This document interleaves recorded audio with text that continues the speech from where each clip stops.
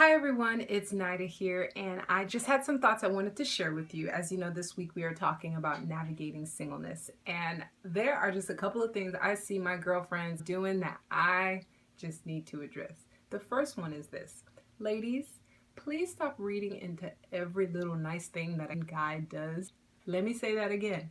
If a guy compliments you and acknowledges you, please don't start naming your future children and putting his last name with your name. Sometimes the guys are just purely trying to be nice and acknowledge you as a human. They're not trying to lead you on. And we ladies can sometimes take it way out of proportion. We start saying, oh my gosh, Betsy, did you see the way he said my name? Or we're like, whoa, he walked all the way across the sanctuary, skipped all those chairs and sat 3 seats away from me. Like, slow your roll, hun. This is my policy. Unless a guy straight up and outright expresses his interest in me, I'm not going to allow my heart to entertain this prospect of being with him. I recommend doing the same thing.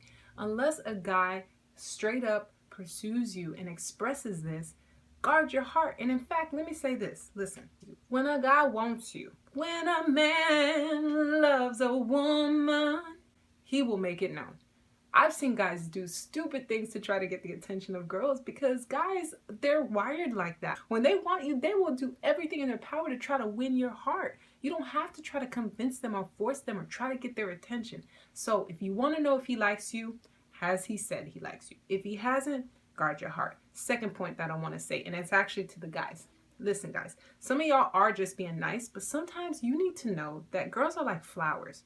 Our hearts are like flowers. When you water us, we will bloom. So if you don't intend to pick us, please stop watering our flowers. If you don't intend to pursue us and express that you want to be with us or you're interested in us, then don't sit there going out of your way to do things and to say things and to buy stuff for us for our birthdays and all this stuff. It's torture and it's not fair to the women in your life. If you want to protect us, define the relationship, express the fact that you're just wanting to be friends, and don't lead a girl on.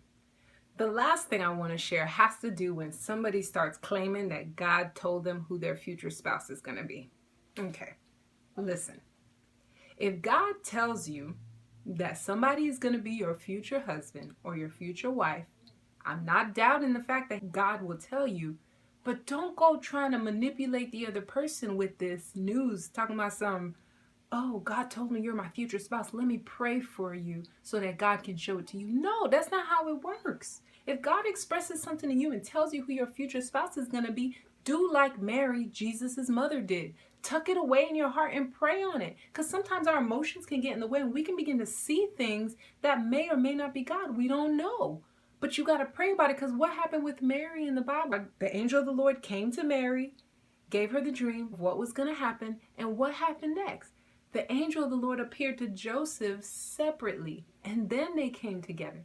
That's what you do. Don't use it as a manipulation tool. One of my favorite singers is a guy by the name of Andy Grammer, and he talks about it in his song called I Choose You. And what he says is, everybody has one, a choice they get to make.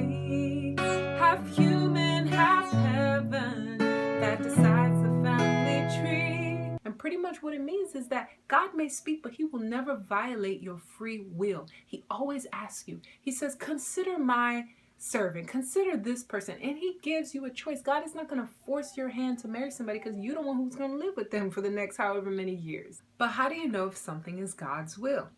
4 ways to know if something is the will of God. Number 1, it aligns with the word of God, the logos. Number 2, it aligns with Rhema, which is the expressed will of God. So whether it's a dream or a prophetic word or an impression you get, but it aligns with the Rhema. Number 3, your counsel is on board with you. So whether it's mentors or people you trust in your life who have spoken and they see it. But the 4th one that people miss and is super important is that there's provision. It happens. The person likes you back. They pursue you. These 4 things, you can use these 4 things to apply to anything in your life. But the bottom line is that when something is the will of God, there will be evidence. It will show. It will come through. And until then, you take everything with a grain of sand. That's all I wanted to share, guys. Thank you so much for tuning in. As usual, please like, comment, share, and join the conversation. It's the biggest